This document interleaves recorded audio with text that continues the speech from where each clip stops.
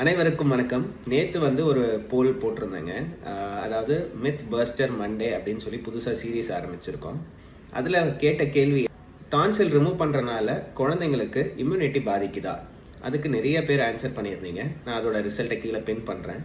டான்சில் சதை அப்படின்றது first line defence மெக்கானிசம்ங்க. அதாவது வாய் வழியா குழந்தைங்க சாப்பிடும் போது என்ன கிருமி இருந்தாலும் ஃபர்ஸ்ட் கான்டாக்ட்ல வர்றது டான்சில்ங்க. அது நிறைய பேருக்கு உதவும். பட் ஆனா சில பேருக்கு இதனால கொரட்டை வர்றது, மிழுங்க கஷ்டமா இருக்கு, அடிக்கடி ஸ்கூலுக்கு லீவ் போடுறது, குளிர் ஜுரம், மிழுங்க கஷ்டமா இருக்கு அப்படின்றப்போ இந்த டான்சில்ல இன்ஃபெக்ஷன் சேர்ந்து இந்த இன்ஃபெக்டட் டான்சில் நிறைய பேருக்கு ஜென்ரலைஸ்டு வீக்னஸ் கொடுக்குங்க.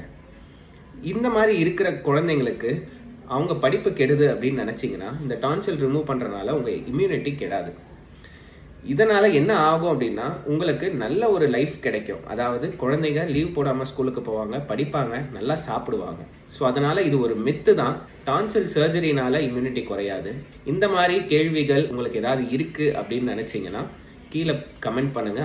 ஸோ இந்த மாதிரி புது சீரீஸ் பிடிச்சிருக்குன்னா ஒரு லைக் போடுங்க. ஸ்கோப் ENT ஃபாலோ பண்ணுங்க. தேங்க்யூ.